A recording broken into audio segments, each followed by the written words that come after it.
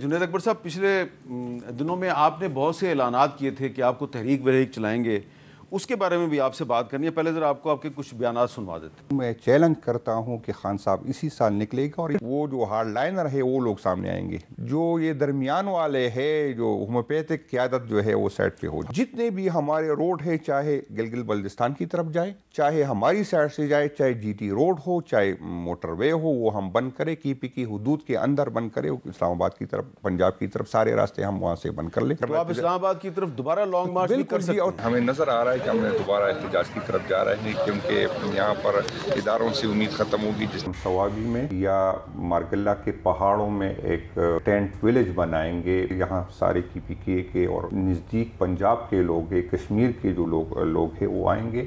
اس کے بعد ہم انشاءاللہ تعالی آگے بڑھیں گے۔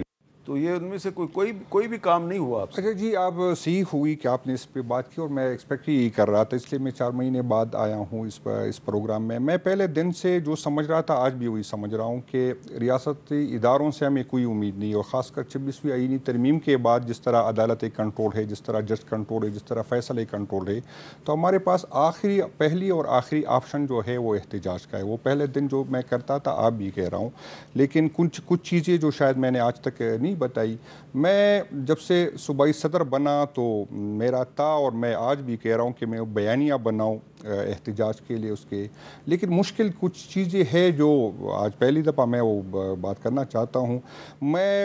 مجھے اداروں سے گلہ ہے، مجھے اسٹیبلشمنٹ سے گلہ ہے، اور میں آپ کو بتا دوں کہ یہ ووٹ جو مجھے ملا، یہ عمران خان کے ساتھ ساتھ اینٹی اسٹیبلشمنٹ ملا، اینٹی اسٹیبلشمنٹ ملا۔ اکثریت ووٹ جو ہمیں ملا وہ اینٹی اسٹیبلشمنٹ ملا۔ اب مشکل یہ ہے کہ میں اگر اینٹی اسٹیبلشمنٹ بیانیہ بناؤں اور بیرسٹر صاحب میرا اسپوکس پرسن ہو، تو بیانیہ بنانے میں ابھی تک میں کامیاب نہیں ہوا۔ تو بیرسٹر صاحب جو ہے وہ اینٹی اسٹیبلشمنٹ نہیں ہے؟ نہیں، وہ سب کو پتہ ہے کہ بیرسٹر صاحب یہ ایسی چیزیں ہیں جو مجھے آج تک اچھا، اب کیونکہ بیرسٹر صاحب یہاں موجود نہیں ہیں۔ میں بات لیکن میں انہوں نے آج ایک بیان دیا، وہ ذرا سنوا دیتا ہوں، وہ بھی سنوا دیں جی۔ بیرسٹر صاحب کیا؟ میرے لیے جیل کے دروازے اس لیے کھلتے ہیں کہ میں ایک ایسا شخص ہوں شاید کہ مجھ پر اعتماد ہے، مجھ پر الزام یہ لگایا جاتا ہے کہ میں شاید دوستوں کا ایجنٹ ہوں، ہاں، اور اسی لیے شاید وہاں جاتا ہوں۔ جس شخص سے میں ملنے جاتا ہوں جو کہ اسٹیبلشمنٹ کی وجہ سے جیل میں ہے، اس نے تو کبھی بھی یہ نہیں کہا کہ میں اس شخص سے نہیں ملتا، یہ بیرسٹر صاحب کیوں آتا ہے، یہ تو اسٹیبلشمنٹ کا ٹاؤٹ ہے، اس سے میں نہیں ملنا چاہتا۔ وہ تو کبھی نہیں، وہ تو ہمیشہ ویلکم کرتا ہے، مجھ سے ملتا ہے۔ اور میں یہ بھی بتا دوں کہ جو ملاقات کا ٹائم ہوتا ہے، اس کے بعد جیل کے وہ آ جاتے ہیں، وہ سٹاف والے کہ جی ملاقات کا ٹائم ختم ہو گیا، اس کے باوجود بھی مجھے کہتا ہے بیٹھو یار، مجھے اور باتیں بتاؤ۔ تو پھر اب عمران خان جو ہے اس کو شکوہ نہیں ہے بیرسٹر صاحب سے، آپ کو مجھے بھی سر میں اپنی بات کرنا چاہتا ہوں۔ میرے حلقے میں، میرے صوبے میں ڈرون اٹیک ہوتا ہے، میں اس کے خلاف بولتا ہوں۔ بیرسٹر صاحب کی طرف سے اس کو مبارکباد میں ہو جاتی ہے کہ آپ نے کامیاب اٹیک کیا۔ میں حیران ہوں کہ میں کہاں جاؤں۔ اچھا جی، میں الیکشن کمیشن کے سامنے میں احتجاج کرتا ہوں، خان صاحب کا حکم آتا ہے کہ میں الیکشن کمیشن کے سامنے پشاور میں ریگولر احتجاج کروں۔ میرے جو ورکر، پھر مجھے بھی نمبر بھی گننے ہوتے کہ اس میں کتنے لوگ تھے، پھر یہ بھی احتجاج بھی میں کروں، ایکٹیویٹی بھی میں کروں، پھر نمبر بھی میں گنواؤں، 800 تھے یا 1400 تھے، یا پھر میں نے بھی یہ گننے ہیں۔ لیکن جو پلے کارڈ لوگوں نے اٹھائے ہوتے وہ ڈی سی پشاور کے ہوتے، وہ اس اے سی صاحبان کے ہوتے ہیں جو آروز تھے، جنہوں نے مینڈیٹ چرایا ہے۔ تو میں پھر حیران ہوں، اگر آپ پھر پتہ کر لیں کہ ڈی سی پشاور کہاں ہے، آپ پھر پتہ کر لیں کہ جس آروز نے ہمارا مینڈیٹ چوری کیا ہے وہ آج کل کس پوزیشن پہ، آپ پتہ کر لیں کہ شانگلہ میں ہمارے جو ڈی پی او صاحب نے ہمارا مینڈیٹ چوری ہوا، ہم پہ گولیاں چلائی گئی، ہمارے 2 لوگ شہید بھی ہو گئے، اس کی FIR بھی آج بھی ہمارے ورکرز پہ ہے۔ آپ پتہ کر لیں کہ ڈی پی وہ کہاں پر ہے۔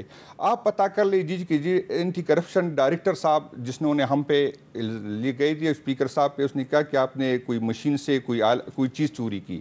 سر جی اس میں آپ پتہ کر لیں کہ میں پتہ کروں گا سر جی مجھے، لیکن جنید بھائی آپ عمران خان صاحب کو جا کے بتا کیوں نہیں؟ سر جی یہاں مسئلہ یہ ہے کہ میں نے پچھلے 3 مہینے سے پولیٹیکل کمیٹی سے CC سے میں نے پارلیمانی کمیٹی سے میں نے جانا چھوڑ دیا ہے. وجہ یہ ہے کہ میری 18 دفعہ میرے خان صاحب نے مجھے بلایا جب سے میں صدر بنا. 18 دفعہ میں ایک دفعہ میری ملاقات نہیں ہوئی. ایک دفعہ ملاقات نہیں؟ ایک دفعہ بھی میری ملاقات. علیم گنڈا پور صاحب کی تو سر جی اسی بتائے ابھی مجھے برا بلا کہا گیا ہائی کورٹ کے سامنے کہ آپ نے بجٹ کیوں منظور کی ہائی کورٹ میں.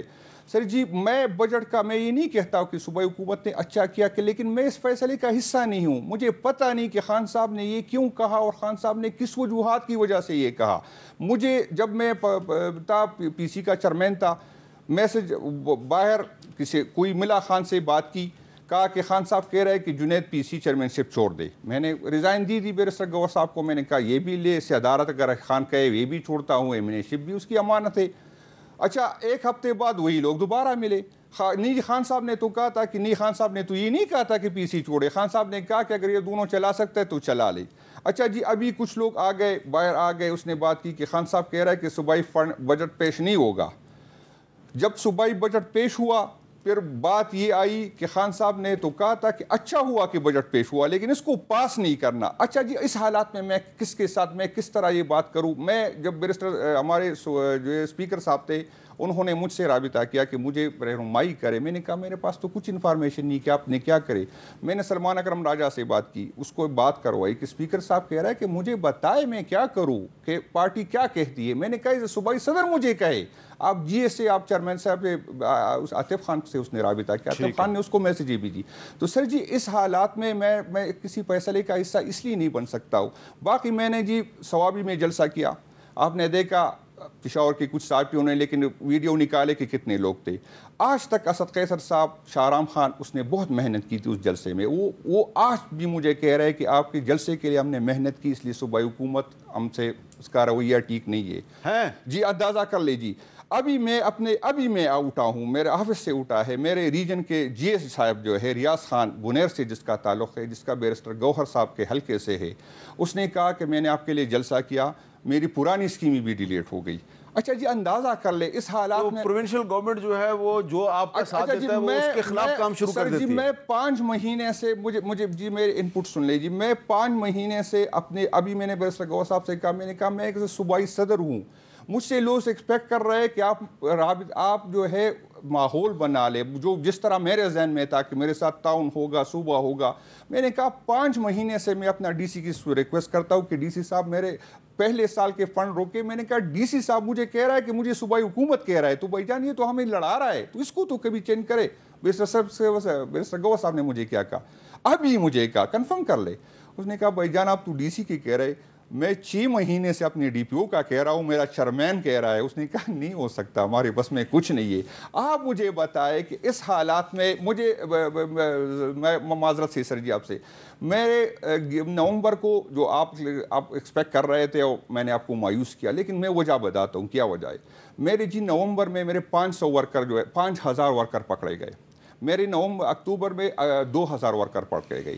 جو 5000 ورکر ہے اس پہ کم سے کم FIR 7 ہے اور میکسیمم 11 FIR ہے. ایک یہ کس صوبے میں FIR؟ یہ یہاں پہ 26 نومبر کی بات کر رہا ہوں. اچھا ادھر اچھا جی 5000 لوگوں پہ 7 سے لے کے 11000 FIR ہے. اچھا آپ کی تو ساری چارج شیٹ ہی جو ہے نا وہ سر جی مجھے سنیں جی صاحب یہ لوگ جو روزانہ آتے ہیں یہ ہفتے میں اس کو 4 دفعہ ایک ورکر کو بلا رہے. اسلام آباد یہ DI خان کے ہے یہ پرسوات کے ہے یہ دیر کے ہے یہ چترال کے ہے. ایک ورکر غریب ورکر کو مہینے میں 4 دفعہ بلا رہے. مجھے وہ کہے کہ بھائی جان ہمارا کرایہ کون دے گا ہماری ٹرانسپورٹ کون دے گی ہمارے یہ کون دے گا. اچھا اس حالات میں نے تحریک چلانی ہے. اس حالات میں نے لوگوں کو نکالنا ہے. اس حالات میں جب مجھے اپنی سپورٹ نہ ہو جب مجھے آپ جی پولیٹیکل کمیٹی کی لسٹ نکالے تو آپ کو پتہ چلے گا کہ پولیٹیکل کمیٹی کے فیصلے ایک طرفہ کیوں ہوتے. آپ لسٹ نکالے کہ پولیٹیکل کمیٹی کا کون ممبر کہاں ہے تو آپ کو پتہ چلے گا. جب ان بیچاروں کی مجبوری ہے کہ وہ کہاں پر ہے اس کا سارا کون بتائے. ان حالات میں جنید اکبر بتا دے کہ کس طرح تحریک کو آگے بڑھا. ان حالات میں ڈاکٹر مصدق ملک صاحب سے اجازت لے کے ایک بریک لے لوں.